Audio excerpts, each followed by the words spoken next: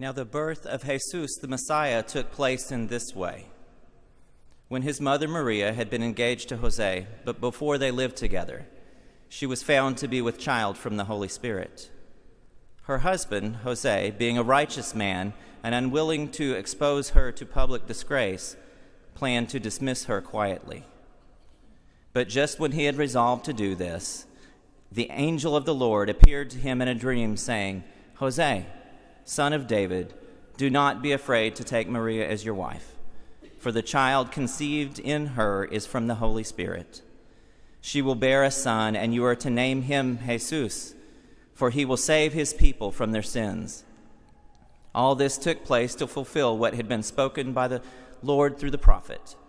"Look, the virgin shall conceive and bear a son, and they shall name him Emmanuel," which means God is with us. When Jose awoke from sleep, he did as the angel of the Lord commanded. He took her as his wife, but had no marital relations with her until she had borne a son, and he named him Jesus. Later, an angel of the Lord appeared to Jose in another dream and said, "Get up, take the child and his mother, and flee to Egypt, and remain there until I tell you. For Herod is about to search for the child to destroy him." Then Jose got up, took the child and his mother by night, and went to Egypt, and remained there until the death of Herod.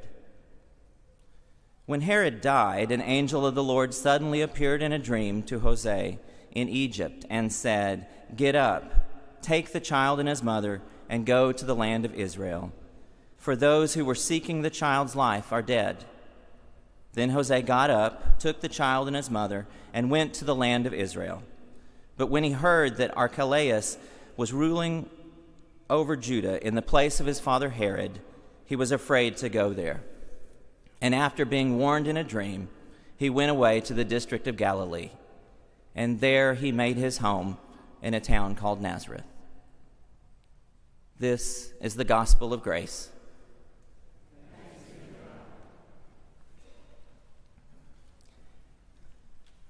I didn't really expect things to turn out this way. I come from a good family, and while the life of a cabinet maker was never going to make us rich, it is respectable work, and I could pay the bills. I certainly never thought that getting engaged to Maria would lead to us having to escape with our lives by running across the border and then hiding out among the other migrants. Life started to turn upside down when I found out she was pregnant. But I knew it couldn't be my baby because we hadn't been together in that way. I was ready to back out quietly and let her slip away, but then I started having these wild dreams. I know it sounds crazy, but I started to actually believe that she hadn't been unfaithful, that the baby was a gift from God. So when he was born, I knew that this child was special, was the special one that I'd been told about in the dream. So I took him as my own, and I named him Jesus. Then came another dream, but this one was more nightmare than dream. The corrupt government was after us, and specifically after Jesus, to kill him. So we had to leave in the dead of night and flee across the border. We camped with other refugees, and I picked up whatever work I could find.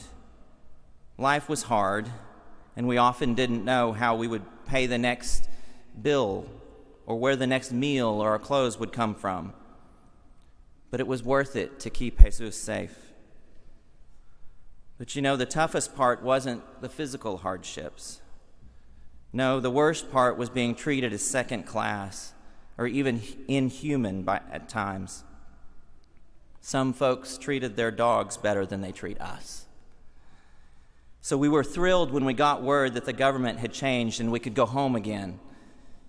But then after we were back across the border and headed home, we found out that home still wasn't safe.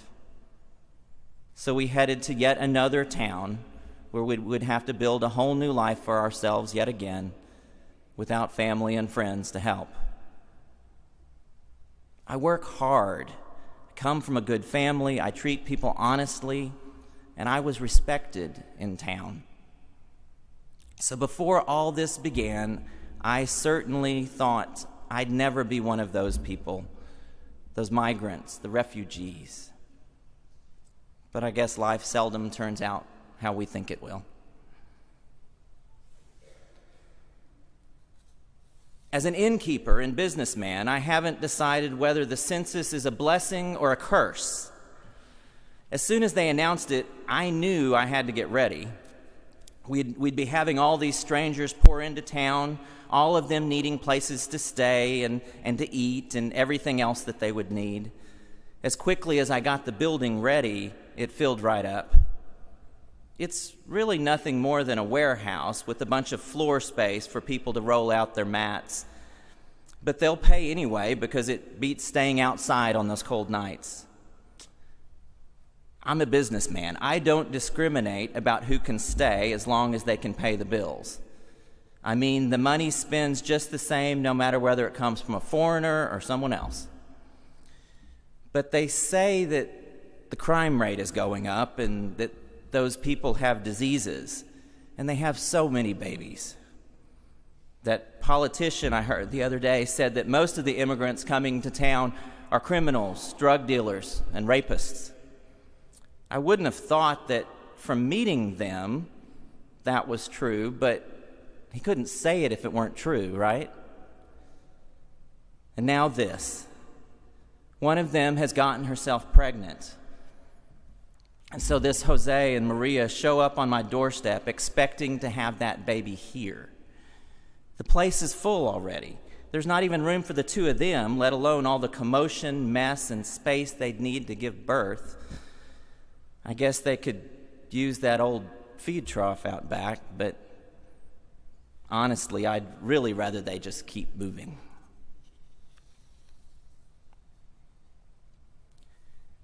So here we are on Christmas morning. Our Advent journey has taken us from hope to peace to joy and to love. Last evening we lit the Christ candle and sang the carols of our faith, and now we gather on this Christmas morning to read the story of the Christ's birth. Problem is, which story do we read? Do we read the one where Jesus is born in his hometown, is visited by the Magi, flees to Egypt, and mourns the death of the innocents killed by Herod? Or do we pick the story where Jose and Maria have to leave their hometown, show up as immigrants with no place to stay, shepherds are visited by angels, and then the shepherds visit the baby?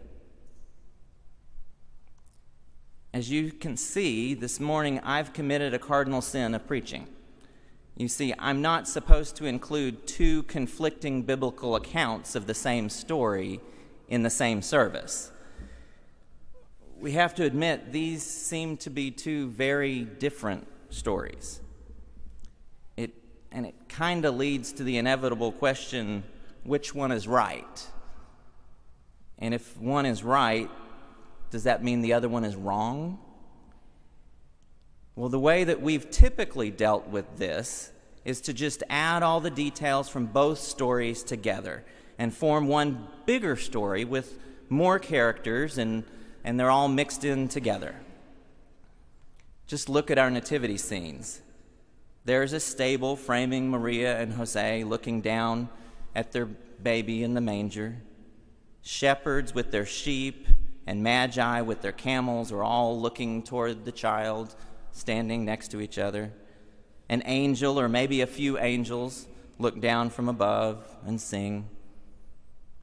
Apart from our ceramic, wooden, glass, or plastic nativities, our vision of the nativity has also been created by Christmas carols, even more so than by the actual stories from the Bible. But what we end with is a beautiful scene of love and peace and hope. It's just not the scene that appears in its entirety in the Bible. So, what if we acted like a good detective when confronted with different eyewitness accounts at a crime scene? So rather than adding all the details together from multiple accounts and making one story, What if we kept only the details that appear in both Matthew and Luke's accounts? What would we be left with? Well, the manger's gone. The shepherds and their sheep, they go away. The magi or stargazers aren't there either, with or without their camels. What we are left with is a kind, adoptive father, a fragile young mother. Migrant parents who will do anything to protect their child. We are left simply with Jose, Maria, and Jesus, fulfilling generations of prophecies, and we are left with God taking on human form, the incarnation. Even in this simple scene, with everything else stripped away, we are left with the Word becoming flesh. I probably need to stop here and address something that might be in your minds. After all the words we've said this morning, it's possible that you've only heard three: Jose, Maria, and Jesus. They're distracting because those aren't the names that we expect to hear in this story. They aren't the names that come naturally for me to say. And those certainly aren't the faces that we're used to seeing in this story. So why manipulate the text to pronounce Jesus' name as Jesus? It kind of seems like, well, it seems like blasphemy. So is it? Is it blasphemy? No. No, it's not. But it is blasphemy to hold to a single exclusive image of God that is never challenged. And more importantly, it is blasphemy to create God in our own image. We were created in the image of God, not the other way around. So no, the historical Jesus was not Latino or Mexican or Central American, any more than he was a blue-eyed Caucasian with flowing brown hair. If anything, Jesus was a Palestinian Jew, but Hallmark and Lifeway don't sell very many cards or books with that picture on the cover. And even if they tried, we're not buying them. The image of God, Imago Dei. If human beings are created in the image and likeness of God as we proclaim, then we must treat each other with dignity and respect, because all humans are created too in the image and likeness of God. Imago Dei challenges us using words to describe humans as alien, intruder, or illegal. Referring to a human as illegal robs both them and you of dignity befitting one created by God. Viewing all persons, migrant or native born, within Imago Dei means that everyone has dignity. Everyone is worthy. Everyone is holy. All are children of God. Father Daniel Grudy has spent many years with migrants and refugees. He asks them what is the most difficult part of their journey. We might expect them to tell about the harrowing hardships and near-death perils. But more often than not, they respond by saying that the worst part is the demeaning manner in which they are treated by others. As one migrant from Mexico told him, "I have stowed away in baggage compartments of buses and almost suffocated in a boxcar. I almost froze to death in the mountains and baked to death in deserts. I've gone without food and water for days and nearly died on various occasions." As difficult as those were, they are not the hardest parts of being a migrant. The worst part is when people treat you like a dog, like you are the lowest form of life on earth. Diedrich Cornell described Jesus as the quintessential migrant. This sure seems like the ultimate migrant story. From the time of his birth, or more precisely because of his birth, he and his family were refugees fleeing to a foreign country to escape sure death from a corrupt government. And then, even after his family came back to their country, he had to spend his childhood in a foreign town for fear of further persecution. Then he spent his adulthood as a traveling evangelist, migrating from town to town, preaching and teaching. But none of those things is what makes him the ultimate migrant. The incarnation is what makes Jesus the ultimate migrant. You see, through Jesus, God migrated from heaven to earth, taking on our humanity, and then died on the cross in order to return us from our exile to our true home. The incarnation is the ultimate migrant story. And if we are to take the word seriously from Matthew 25, then the incarnation was not a singular event. You see, according to Jesus, the incarnation happens every day. Jesus said, "I was hungry and you gave me food. I was thirsty and you gave me something to drink. I was a stranger and you welcomed me in." Then the righteous answered, "Lord, when?" And he responded, "Truly I tell you, just as you did it to one of the least of these, you did it unto me." Jesus didn't make that a metaphor. He didn't say those people are like me, and when you help them, it's like you're helping me. He said those persons are me. The incarnation happens every time someone hungers or thirsts, or when a stranger needs welcome. Our joy comes because the incarnation happens every day. But our challenge also comes because the incarnation happens every day. How we respond to refugees from Syria or the unaccompanied children from Central America who show up at our southern border, or to Muslims fleeing war and persecution, those are not just indicative of how we would respond to Christ. No, our response to these migrants is our response to the Christ child. What we do with them, welcome them in or turn them away. What do we do with the Christ child? Welcome him in or turn him away?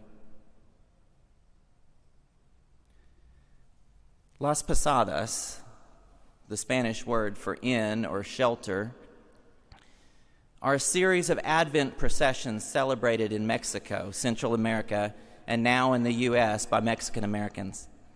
Las Posadas takes place over the 9 days before Christmas, the processions reenacting Mary and Joseph's long, frustrating search for a place where Jesus can be born.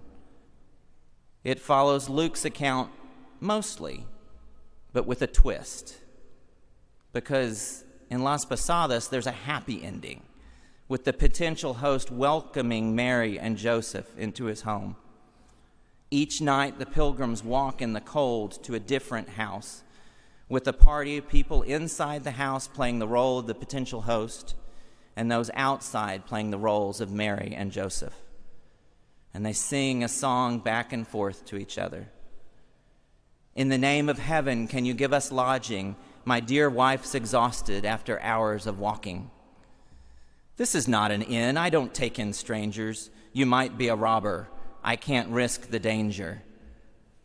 The banter continues back and forth until finally the hosts recognize Joseph. "Is that you, Saint Joseph? And the Virgin too? I would have opened the door sooner if I'd recognized you." Enter, enter, holy pilgrims, welcome to my humble home. Thomas Troiger suggests that we might imagine the dream that we wish Joseph had had. The dream of a world where instead of having to flee, the refugee family would find itself welcome and secure. A dream where we had helped create a world in which the baby Jesus would never have to be the refugee Jesus. I can't think of a better way for us to start creating that world, or a better day for us to start creating that world, than today, this Christmas day, this Christ's day.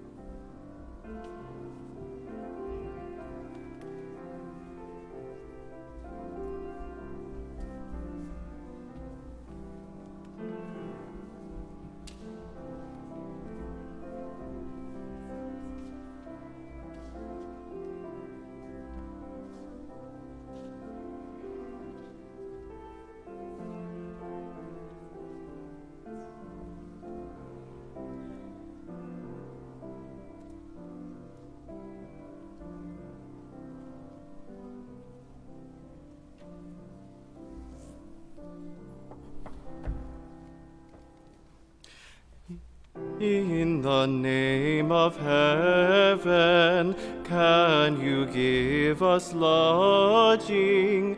My dear wife's exhausted after hours of walking.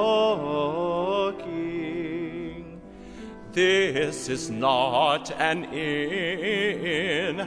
I don't take in strangers. You might be a robber.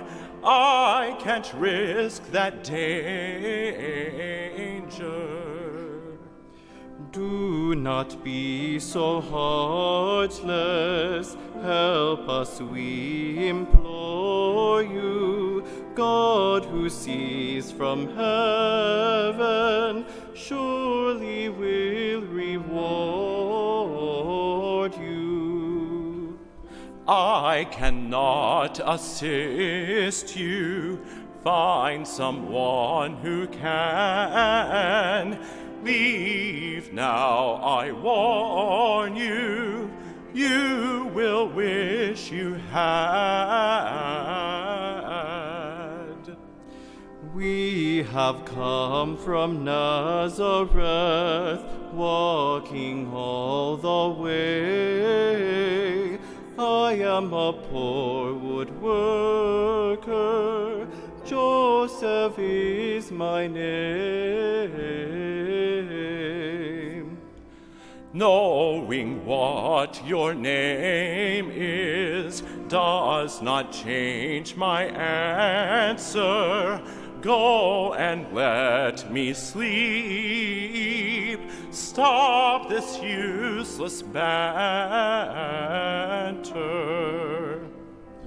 Please, sir, all we ask is one night of lodging for the Queen of Heaven.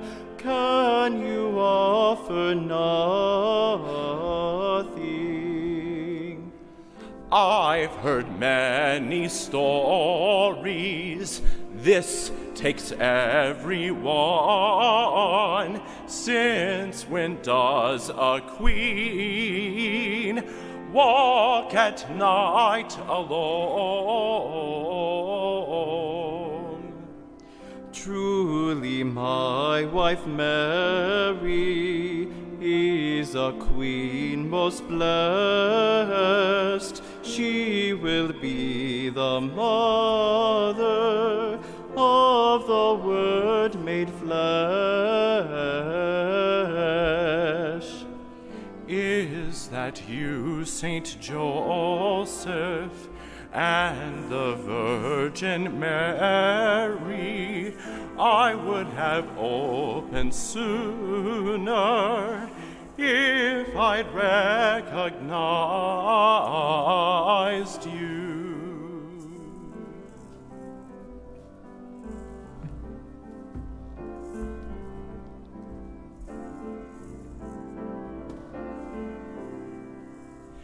Enter, enter, holy pilgrims, welcome to my humble home. Though it's little I can offer, all I have please call your own. Mary, Joseph, and our Savior, what a joy to have you here. We are honored to receive you, May you stay through all the year. Enter, enter, holy pilgrims, welcome to my humble home. Though it's little I can offer, all I have please call your own. Mary, Joseph, and our Savior, what a joy to have you here. We are honored to receive you, May you stay through all the years.